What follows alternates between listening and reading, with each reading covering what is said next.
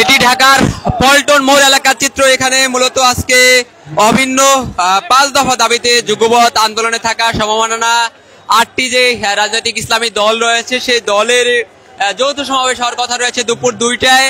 আর সেই সমাবেশ ঘিরে এই মুহূর্তে এই সমাবেশ স্থলের আশেপাশে জড়ো হয়ে বিক্ষোভ করছেন বাংলাদেশ জামায়াত ইসলামী সহ অন্যান্য তাদের যে সমমাননা যে জোটের যে অন্যান্য শরিক দল রয়েছে সেই 8টি দলের নেতাকর্মীরা।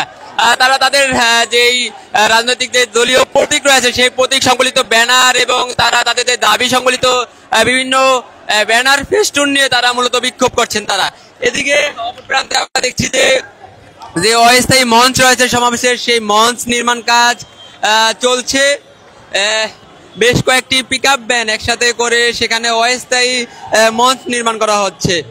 এই জামায়াত ইসলামী সহ 8টি ইসলামী এই সমমাননা রাজনৈতিক দল বেশ কয়েকদিন যাবৎ তারা আন্দোলন করে আসছে। তাদের দাবির মধ্যে রয়েছে জুলাই জাতীয় সনদ বাস্তবায়ন, আদেশ জারি এবং ওই আদেশের ওপর গণভোট আয়োজনের মতো বিষয়। জামায়াত ইসলামী ও ইসলামী আন্দোলন বাংলাদেশ সহ মোট 8টি দল আজ দুপুর 2টায় এই পল্টন মোড় এলাকায় সমাবেশ থেকে অন্তর্বর্তী সরকারকে একটি জোরালো বার্তা দেওয়ার পরিকল্পনা করেছে। জামায়াত ইসলামীর সহকারী সেক্রেটারি জেনারেল হামিদুর রহমান আজাদ তিনি যেমনটা জানিয়েছেন গতকাল একটি সংবাদ সম্মেলন করেছিলেন। সেই সংবাদ পুরোটা পল্টনে ইসলামী আন্দোলন বাংলাদেশের কেন্দ্রীয় কার্যালয়ে জোটের যোগাযোগ কমিটির বৈঠকের পরে সংবাদ সম্মেলন করেছিলেন। সেই সংবাদ সম্মেলনের থেকেই মূলত তিনি এই কর্মসূচি ঘোষণা করেছিলেন। আর তাদের ডাকা সেই কর্মসূচি ঘিরে আমরা দেখছি পল্টন মোড় এবং আশেপাশের এলাকায় বাংলাদেশ জামায়াত ইসলামী, ইসলামী আন্দোলন বাংলাদেশ সহ সমমাননা যে রাজনৈতিক দল রয়েছে সেই দলের নেতাকর্মীরা জড়ো হয়ে বিক্ষোভ করছেন। সেই নেতাকর্মীদের সামনের সারিতে আমরা দেখছি যে তাদের যে স্বেচ্ছাসেবক যারা রয়েছেন তারা এখানে যেই তারা কাজ করছেন। অপরদিকে মঞ্চ তৈরির যে কাজ সেটিও কিন্তু চলছে।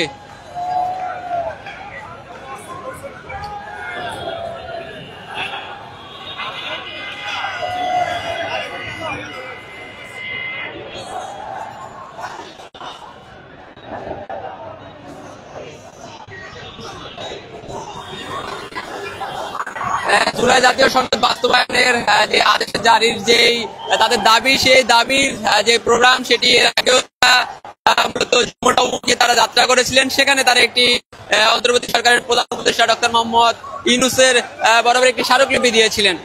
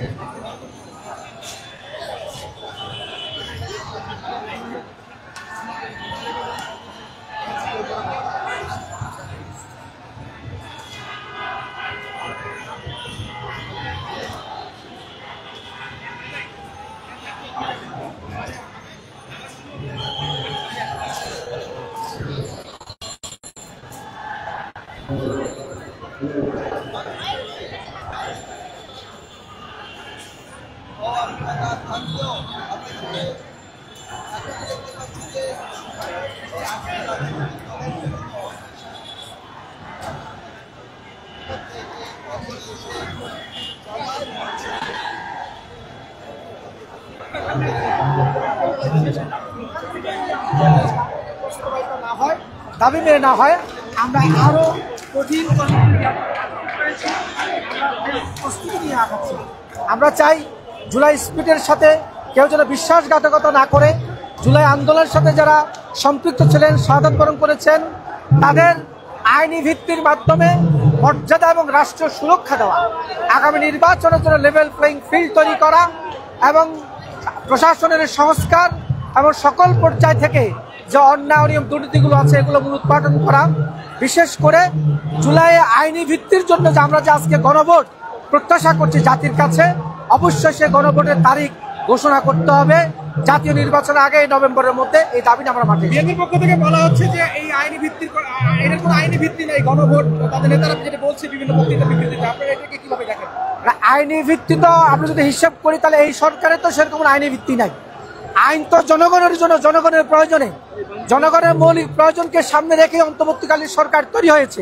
সুতরাং আজকের এই গণভোটটার জনগণের প্রয়োজনকে সামনে রেখে এর ভিত্তিটা তৈরি করতে হবে এবং এটা একমত হয়েছে। আইনি ভিত্তির ব্যাপারে ঐকমত্য কমিশনে যেখানে 31টি দলের মধ্যে 26টির মতো দল এখানে একমত হয়েছে।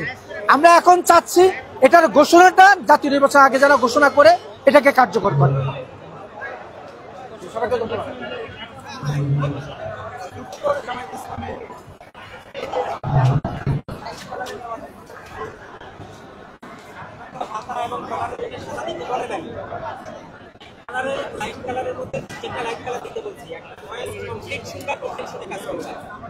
তাড়াহুড়ার কাজ কালকে দিয়ে দিতে হবে, নিজের মতো করে কাজ করবে।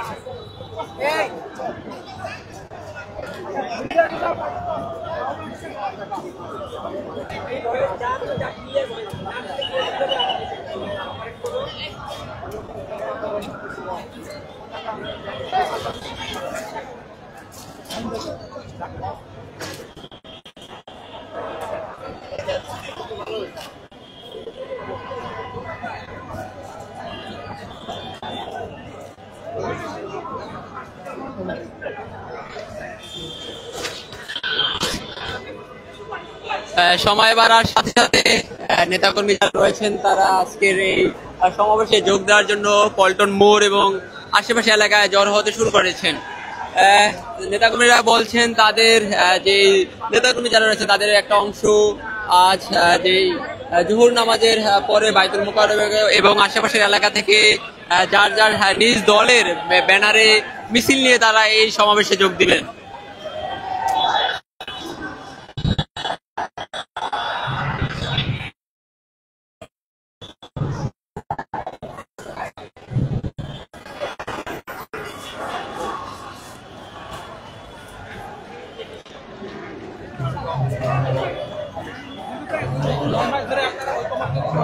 কমিশনে বসেছিলেন কিন্তু এখনো দলগুলো ঐক্যমত আসতে পারেননি। বিএনপি বলছে যে এই গণভোট, অনেক নেতারা বলছে এই গণভোটের আইনি ভিত্তি নেই। আসলে আপনারা কিন্তু আন্দোলন চালিয়ে যাচ্ছেন। গণভোট যদি আইনি ভিত্তির কথা না বলে থাকে কেউ, তাহলে বুঝতে হবে জুলাইয়ের অভ্যুত্থানকে অস্বীকার করা হচ্ছে। যে জুলাইয়ের গণ অভ্যুত্থানের কারণে আমরা দ্বিতীয় স্বাধীনতা পেয়েছি, আজকে নির্বাচন দাবি করছি, ক্ষমতায় যাওয়ার কেউ আশা পোষণ করছি, তাদেরকে অস্বীকার করে কেউ বাংলাদেশের আগামী রাজনীতি হবে না। ধন্যবাদ।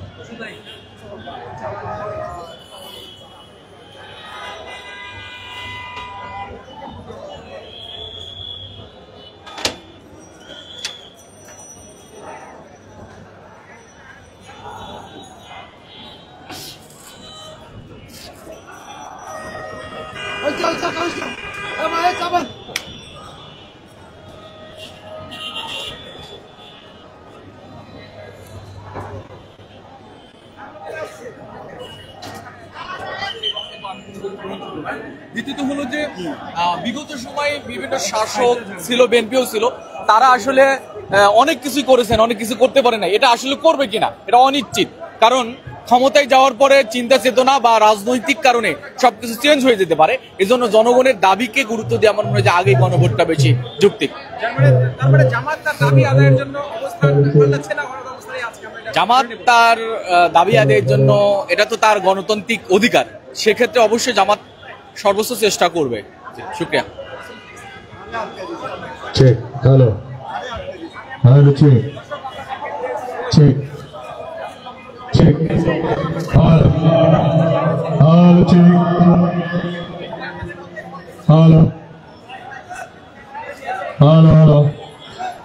Hello. Hello, check. Hello. Hello. Hello, hello. Hello, check. Hello, hello. Hello, check.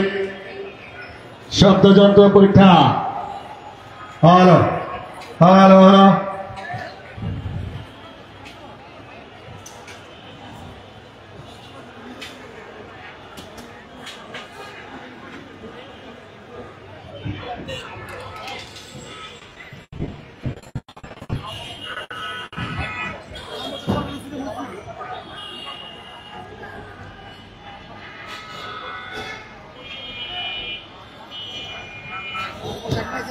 Uniform নিয়ে আসেন, ইউনিফর্ম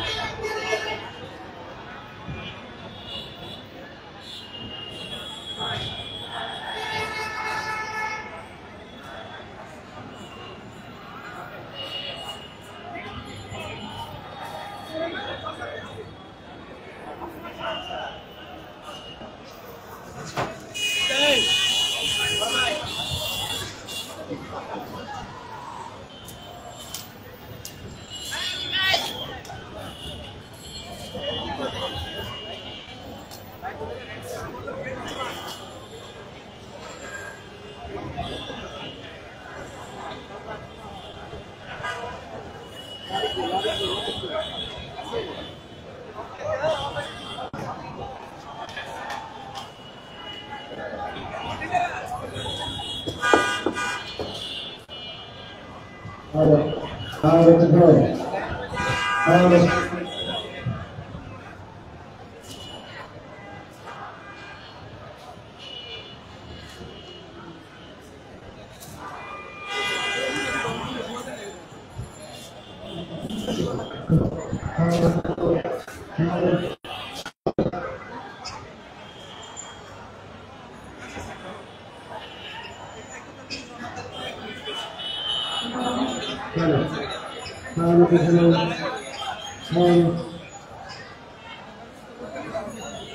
Hello.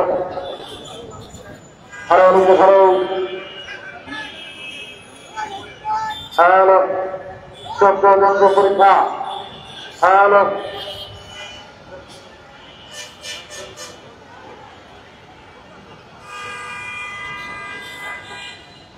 Hello.